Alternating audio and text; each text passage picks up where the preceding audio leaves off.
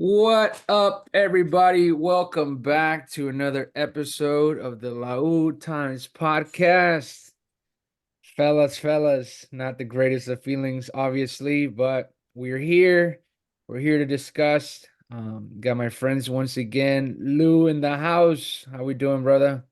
What's up, guys? It's great to be back chatting up with you guys. Absolutely. I wish I could be in much better mood, Lou, to speak to you, but we'll get through it. We'll definitely be able to bring out some positives here on the pod. Dennis, what's up, my friend? I'm full. Just had a very good dinner. So, My man. Love that. And Edgar, Double L Nation in the house. What's up, brother? How we doing? Great to be here with you guys tonight. Obviously, not in the best mood, but still happy to be with the community. Always. Absolutely. And I think that's where we'll start off, guys. I kind of want to start off what was probably the most upsetting thing, obviously losing the championship to America um on Sunday night and not being able to get the back to back. I don't know any volunteers to get their rant off their chest as far as this game went. Should we start with Fulgencio? Go ahead, Look, I Lou. I know we always need a scapegoat. No, we always need somebody to blame, and in this case, it's Fulgencio. I mean, the game plan was there, right? I mean, we talked about it in the pod last week. We said make it a low scoring, don't get into a shootout. If this game goes into PKs, it's in our favor because we got Nahuel, and everything was lining up for that.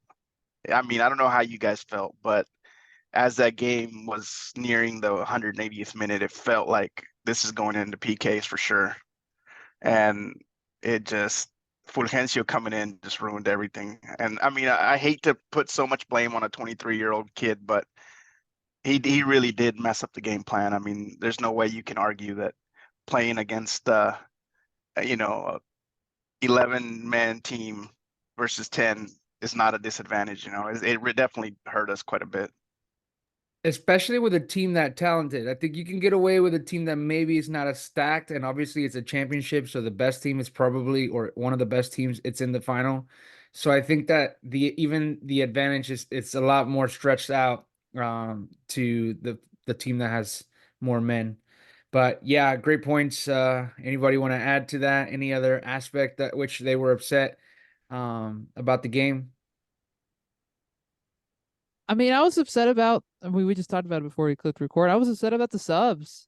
Really took the rhythm out of the game. Like, kind of, kind of a ballsy decision to start OCL and then to take him out after 60 minutes was just kind of odd because I thought he really was like helping our rhythm going.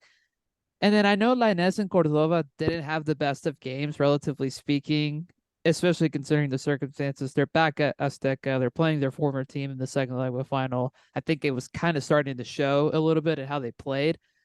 But then you bring on, obviously, Fulgencio. We just talked about him.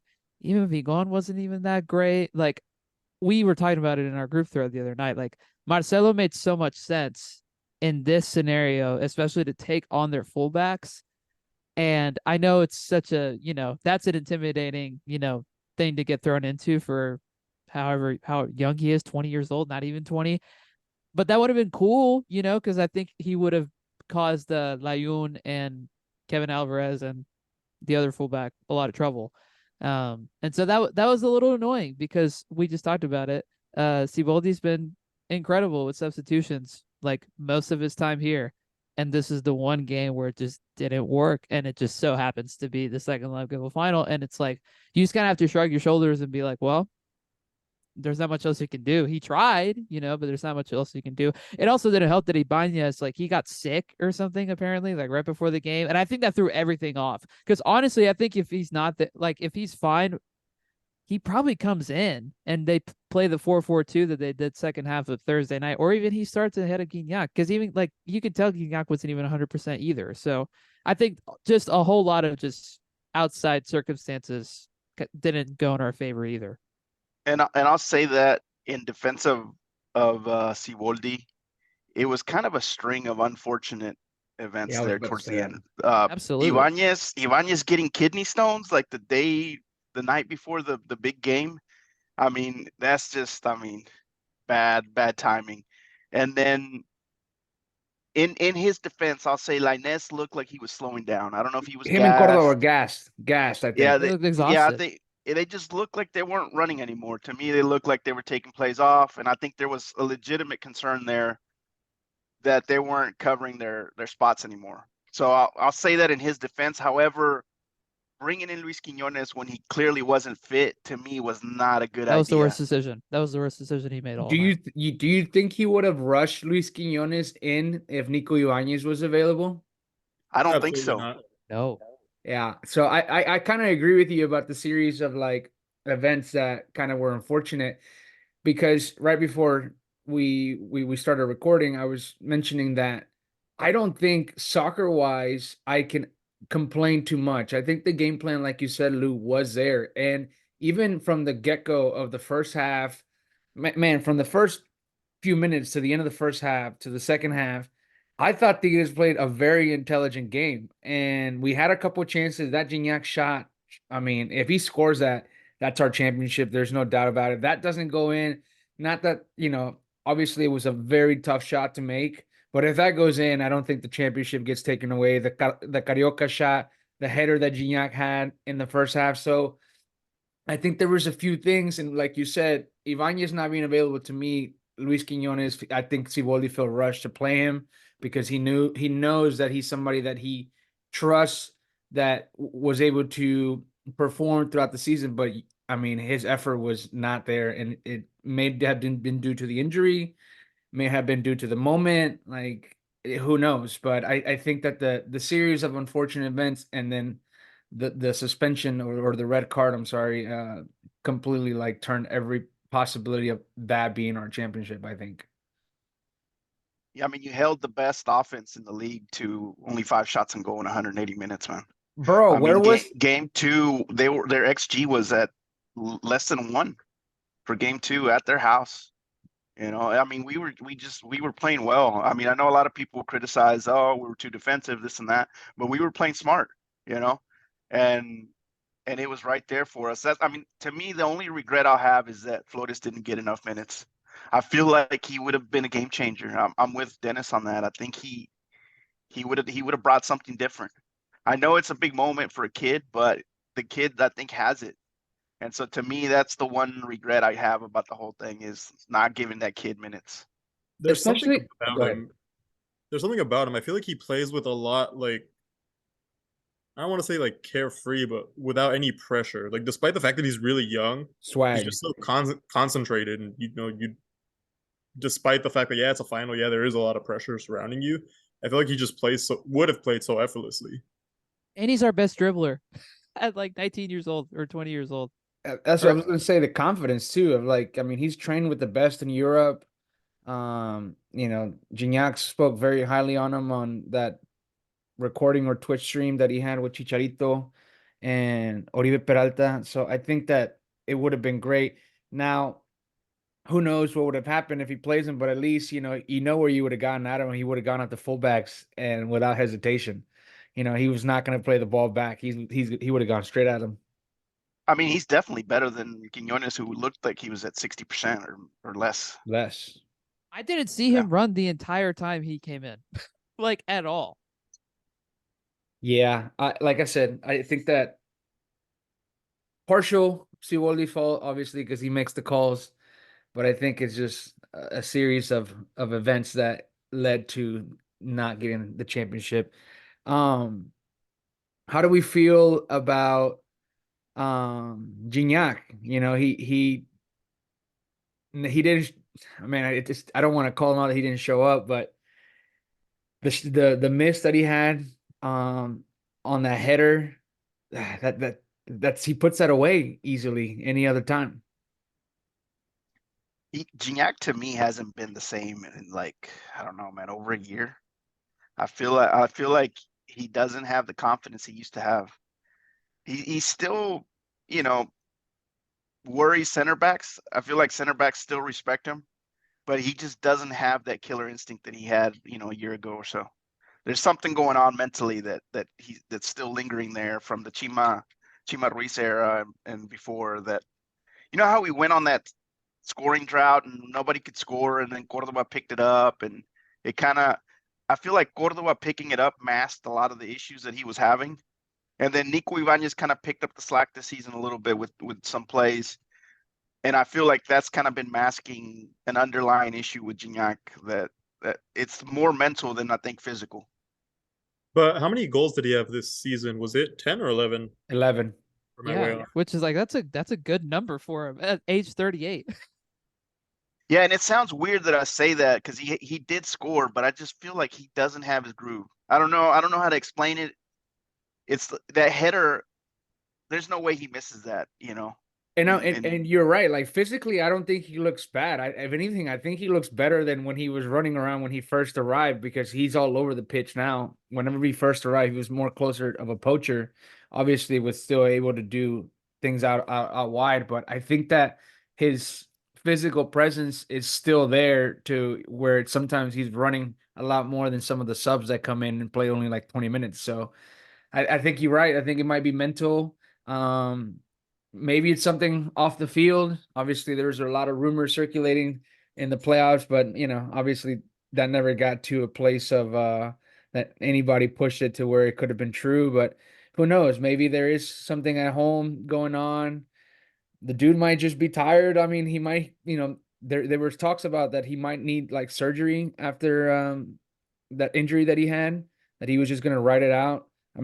I'm never really, I don't know what type of groin injury it was, but or how severe it was, but I know that there was talks or rumors that he might have surgery. But I think that he definitely, not that he needs to do more, but I think that the balance moving into next season has to be a lot more present with him and Nico Ibanez. I think that strategically, I think that the coaching staff has to do a better job of selecting one of the forwards for specific games, especially if quick turnaround, la altura, playing in either Toluca, Pumas, America games, Puebla. Some of that issues have to come into play, especially with what Nico Ibanez gave you, this season off the bench.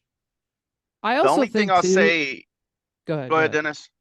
No, I was gonna say just really quick. I will say second half on Sunday, I just I felt like he was invisible per se because of what we just talked about with Lainez and Cordova. They were gassed, and like those were the guys that were really driving like service to him, and obviously Carioca some, but really Sebastian and Gignac, like that service has to be there, and the fact that they were just exhausted, it just kind of like made Gignac like not there either, and that's unfortunate because you kind of need those two younger guys to be able to provide, and that just didn't happen towards the second half. Yeah, you took the words right out of my mouth. I was gonna say that our winger play was not great this Both series. games. It's very disappointing. We got Yeah, we got very little productivity there. which it's very positive because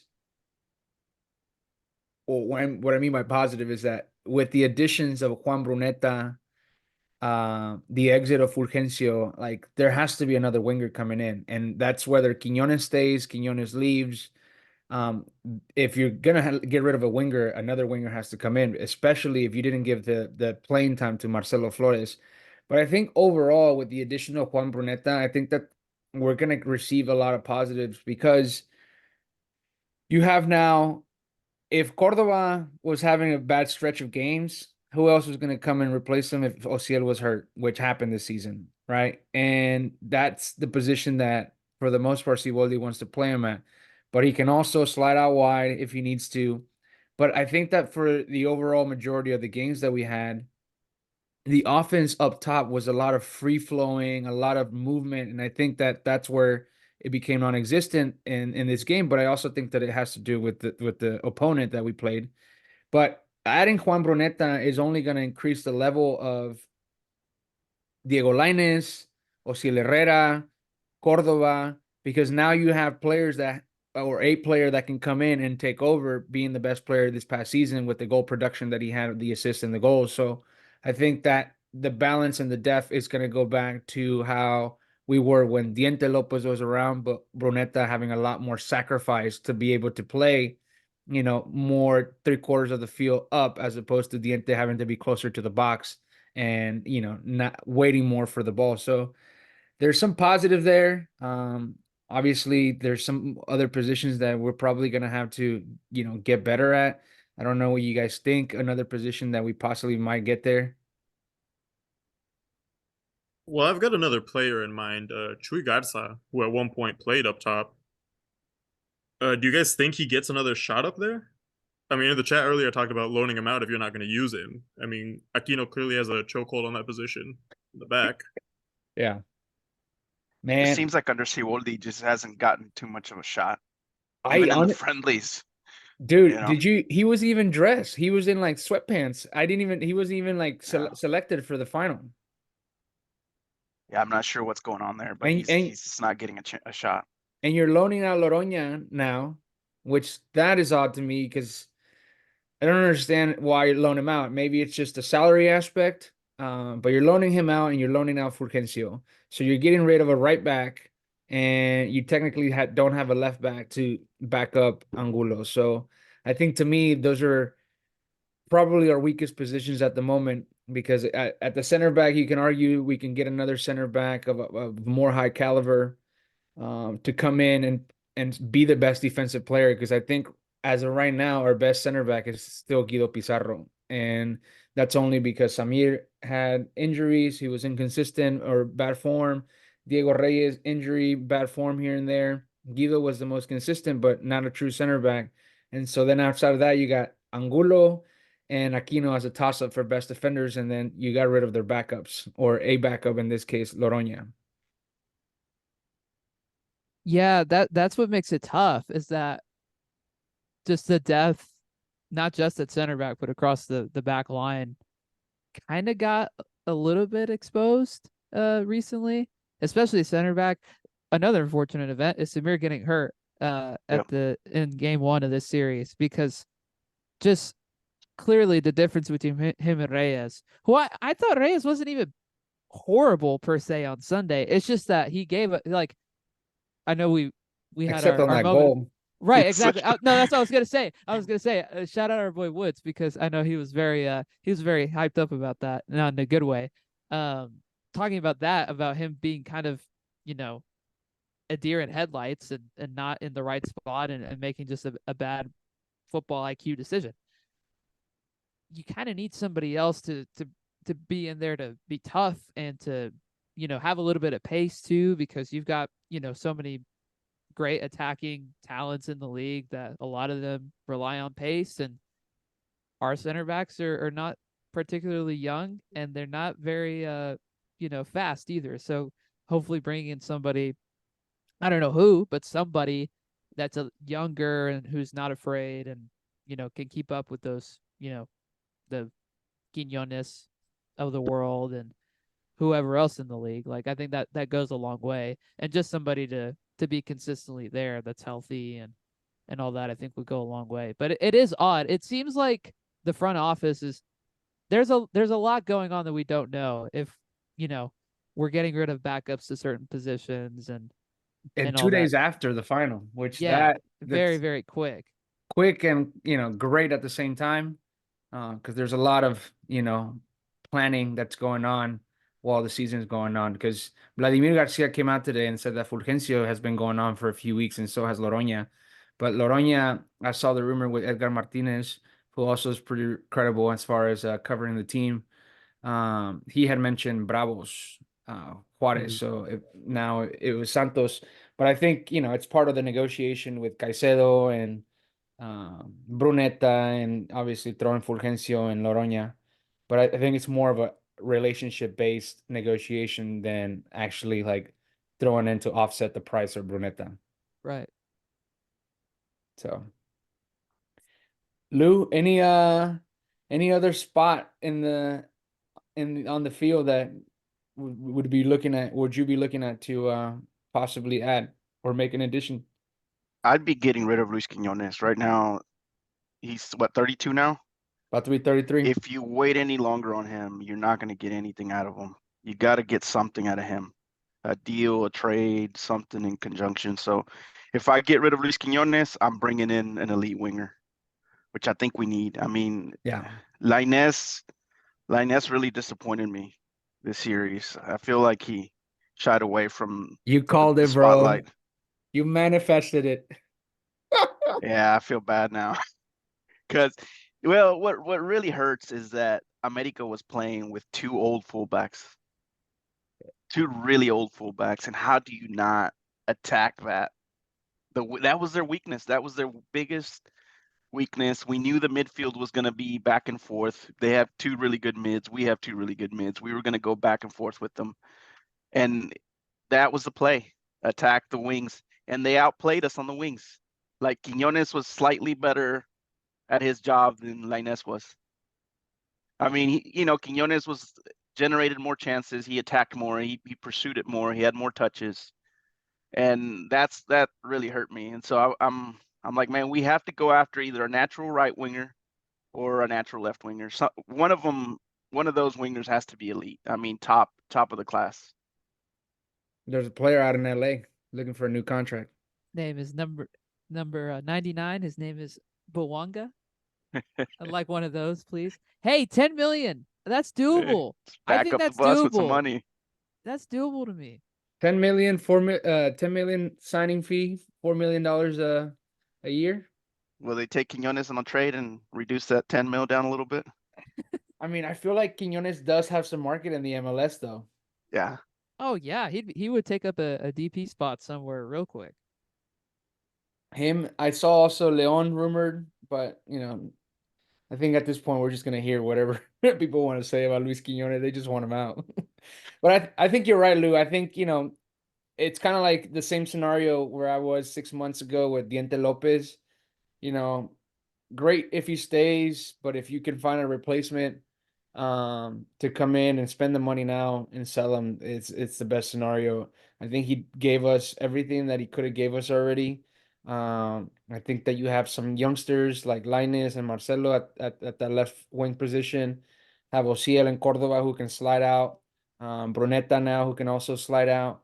And maybe, like I said, bring an elite winger. There's not too much Mexican talent out there that you could bring. I saw Fernando Esquivel, who also covers transfer, mentioned we're in the push between America for Arteaga, but I think that anybody's gonna make a push for Arteaga right now because not getting playing time in Belgium. So not necessarily other rumor or Mexican player that we could truly bring in to start for us at the winger. So you got to go international. And why Yep, not I bring in agree. the Golden Boot winner from MLS? Yeah, that would be fantastic. Um, how do we feel about the season, guys? If you give me a rating of, obviously we lost the championship, but what would you score the season for Tigres in the last 6 months?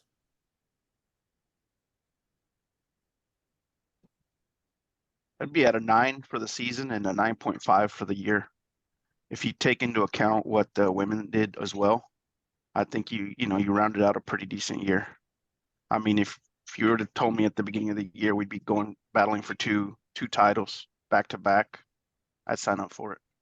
I mean, it's a disappointing result, but really we were about 30 minutes away from the championship. And, if we stayed 11 versus 11, I mean, we have a reason to be disappointed, but I think we as a collective know we're going to be back next season. Yeah, for sure. Yeah, I'd probably say 9.5 for the whole year. And I like approaching it from that angle too, of like, think about the year that we've been through as a team, as an institution. It's been a roller coaster. Okay. Like going back to January, the Coca stuff, Chima, Siboldi, all that happening in rapid succession, coming out with a championship, winning Campeón de Campeones in June, going on a pretty decent run in Leagues Cup. Could have been better, but like pretty decent for the circumstances. Winning Campeones Cup in LA, and then like Lou said, being not too far away from the B. It's pretty good, man. Like that's not if you would have told me in February that this was gonna happen, I would be like, you're crazy. But like here we are. Like this has been a really, really great year, for everybody. And like you mentioned too, Lou, like the women's team, like getting their campeón de campeones, and then obviously getting the championship that they just had a couple weeks ago, on top of getting to play Barca and Madrid in our home. Like there's just a lot of good things that have happened this year. But for the last 6 months, I'd probably say like an 8. Because you get 2 trophies out of it. You started off with a trophy, you got one in the middle. You got to a final again. Um, Obviously, not winning it brings it down a little bit. And I think if we had gone a little bit deeper in Leagues Cup too, that would have been nice and probably would have brought it up for me. But overall, it's been a really great year. I don't think we can complain too much about 2023 as far as where it stands in Tigres history. Edgar, anything you want to add? Any score? Any thoughts on your behalf? I mean, I agree with you guys. Definitely overall, it was a good year. I would rate it 9 out of 10, just like you guys. Which is funny. I think we did hit one of our lowest points in a very long time when we sacked Chima. We brought in Siboldi. A lot of people, myself included, just felt very unsure about what the outcome of that would be. But it takes a lot of guts to make that decision to go through 3 coaches in one season. And I don't think many other institutions would have done it. I'm very thankful that we did, and I'm thankful that we made the right decision there. As far as Siboldi goes, I'm very happy with his work. I know he's got 6 months left on his contract because he only signed for a year, but I definitely see him staying for a lot longer. Yeah, I feel like that he's a great leader. He's someone that you can count on to motivate the players, has the presence to lead the players, has an excellent tactician like we talked about it last week on the pod with Fuentes. Um, so I think the coaching staff is strong, the roster is strong. I think at the most you make 3 additions, and really, Dennis, you made a, I don't know if it was last week or the week before that, mentioning somebody like Fierro, if he actually is going to be a contributor to this, project moving forward. If not, start looking for somebody or scouting at least to somebody that can come in and take Carioca's spot. Are we going to find it in the league? Are we going to find it in South America? Who knows, obviously, but I think that Don't forget about Pizzuto either. Oh, wow. Yeah, dude, I even haven't heard his name in a while. Yeah. Well, because he's been hurt and like played so bad in the friendlies. Like, do you guys remember how horrible he was in the Clásico in Houston Yeah. in October? He He's was always been he injury was prone though. awful. Yeah, How old is he? Like 21? 20, 21. yeah, super young. Yeah. So I think that, this upcoming season, I think another, more time under Siboldi to let him work, shape the roster a little bit more in the way that he wants it. And the coaching staff, I think it's going to get us to more, I don't want to say stable because we are stable, I think, at the moment, but I think on a more get more clarification where his actual project is going forward with the club, whether it's for the long run, maybe for 2 years, 3 years at most. But we'll see as we make these additions that are going to be coming in the next few weeks, and obviously next summer as well. I want to talk about a little bit of some of the things that happened this season. Favorite goal this past season. Favorite moment perhaps, and anything that you may have disliked besides the championship, obviously. I'll go with my favorite goal, the Ibanez bicycle kick. I think that one's pretty fresh in my mind, and it's also been one of the nicer goals we've seen in a while. Yeah, can't argue there. Edgar?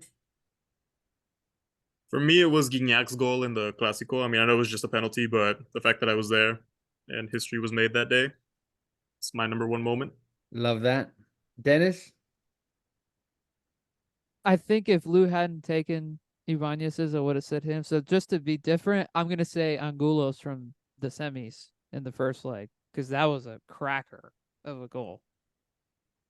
I honestly, I mean, those are great goals that you guys mentioned, but the Marcelo Flores in the Chivas game, that's one of my favorite games. Yeah. I think that it had been a very long time since Tigres made soccer very practical and easy, and I think that game showed a lot for it. I think Tigres never struggled, had great moments, had great chances created, and even the youngster was able to score on a difficult shot or a difficult play, I should say. The pass that led to it, the transition out of the back into was it Ibanez who assisted him?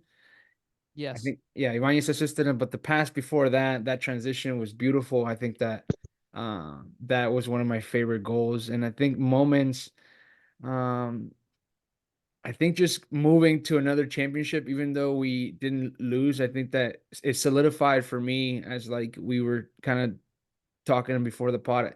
I think I haven't been this confident about the club in a long time to where I was obviously upset about the loss, but I was able to get quickly over it because I know that the team will be back in 6 months fighting for that championship again in that final. We got the Conca coming up.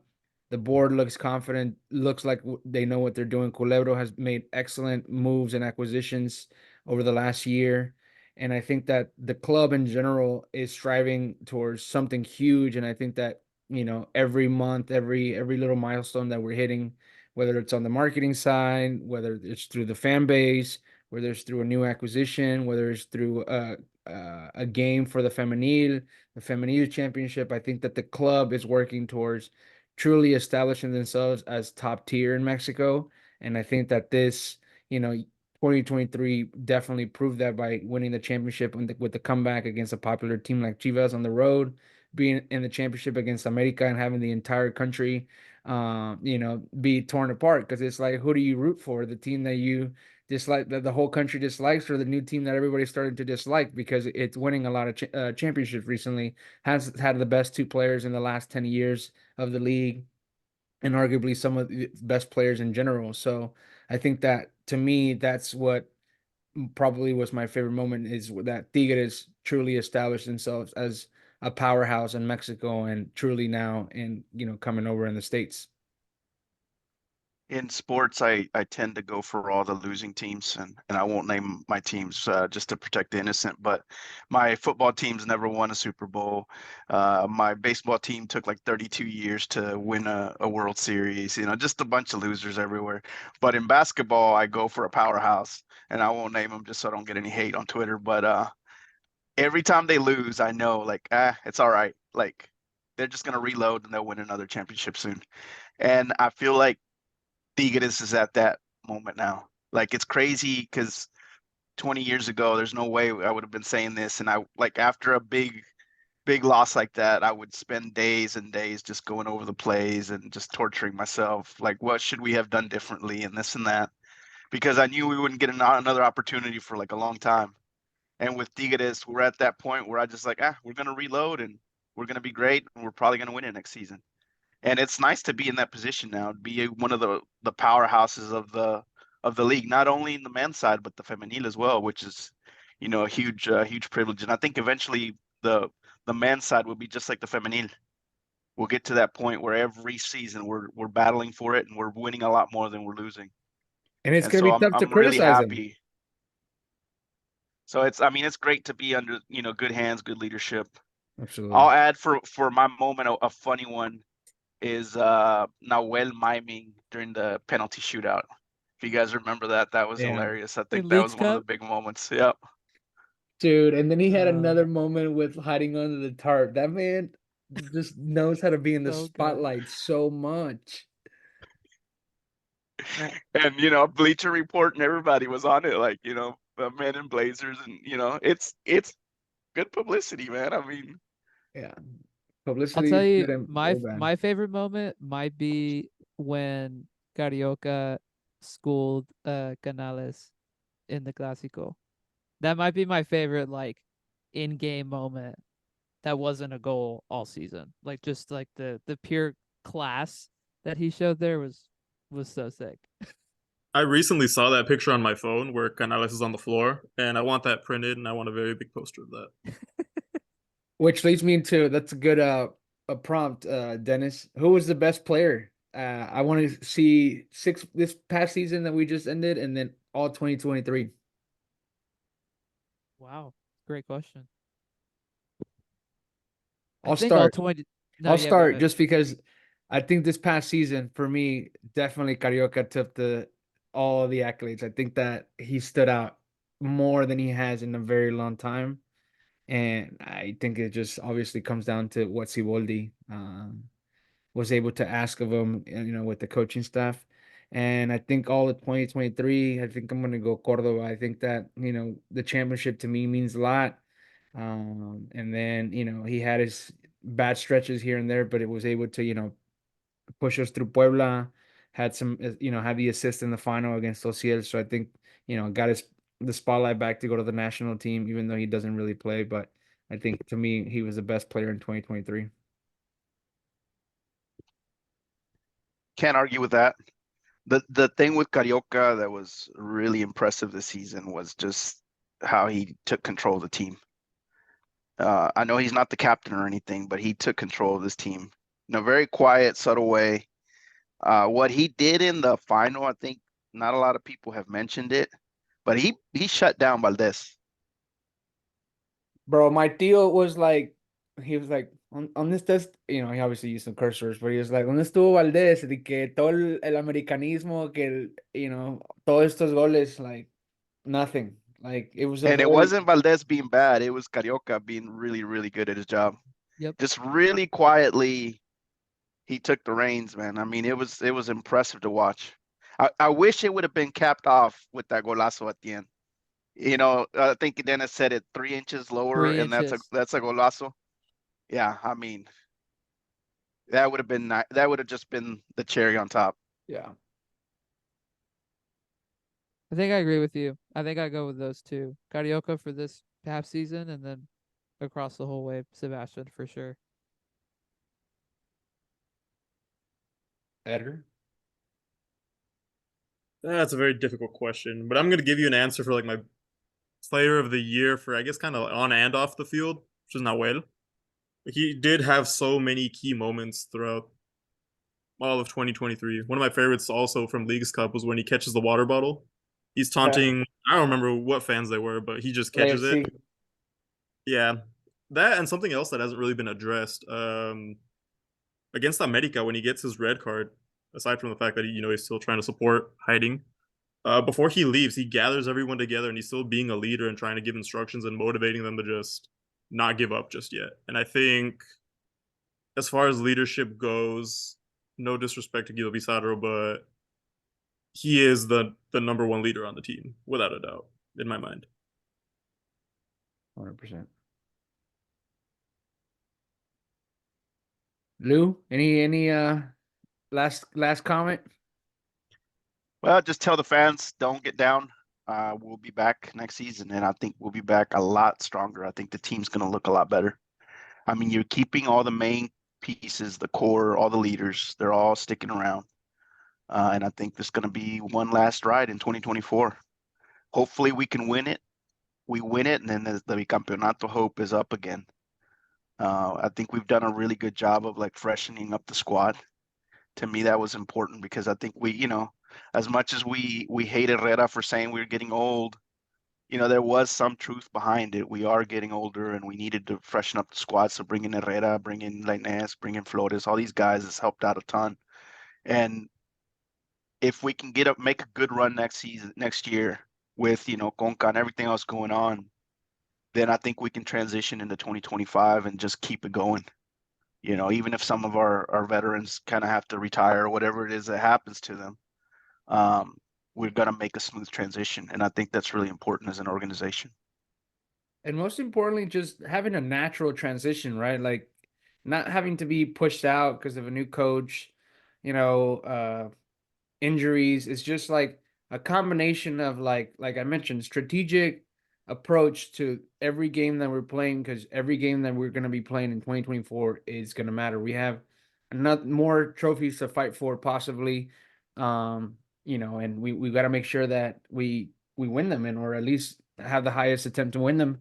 And so I think that Tigres will continue to do that like we've all talked about it. And, Carioca said it best. They're going to come back stronger. I mean, I think that the motivation is going to be there, especially with the Conca coming up. I think that the shift of, being the last, games of some of these guys' careers, I think that the shift might focus to the importance of the CONCACAF and getting back to a Club World Cup, especially the Club World Cup in 2025, where we're gonna have faced teams like Bayern, Chelsea, Real Madrid, Barcelona. The big tournament that's gonna happen in the Americas before the 2026 World Cup, and I think that that's amazing exposure for Tigres. So I think that as an institution, I think that the shift is gonna be played towards that, and I think or geared towards that, and I think that we'll see it with some of the additions like Brunetta. I mean, the best player in the league to come to the best team in the season last season, and then being in the championship. That's kind of hard to beat as a club, and possibly adding more players and willing to let go of players like Loroña and Fulgencio already, and possibly Quiñones. Just shows that like there's probably more additions and great additions to come. As we head into next year, it's just something that I want to bring up real quick. I think it's super important, and I think we saw a little bit of it on Sunday, that Siboldi kind of, loosens up a little bit as far as like squad utilization and rotation goes. You could tell on Sunday, or I know we already mentioned it, but you could tell some of the guys are tired. And if you think about it, this year's been long, like 2 straight long league runs. Had like 3 weeks off before Campeón de Campeones in LA. Played like 2 league games, 3 league games. Flew out to the West Coast and then to Canada for Leagues Cup. Then flew down to Houston. Like there's been a lot of miles, both on the field and in the air and on buses and all that. And these guys really haven't had like more than a month off or more than 3 weeks off a break this whole entire calendar year. And so I think it's really vital that Siboldi does give a little bit of rotation, here and there, especially in league.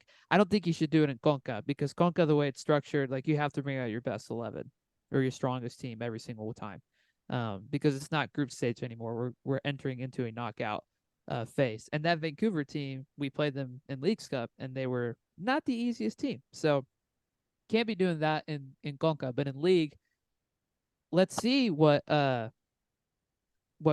can do. Let's see what Ordonez can do. Let's see what if Borata's around. I Flores, assume he's yeah. gonna be. Yeah, Flores. Like, we need to see more of that, and just to like not only preserve the legs of guys like Carioca, Guignac, Pizarro, everybody, but just to like see what else is out there, and just test the waters, because I think that the mileage is starting to show a little bit more than you would want to see.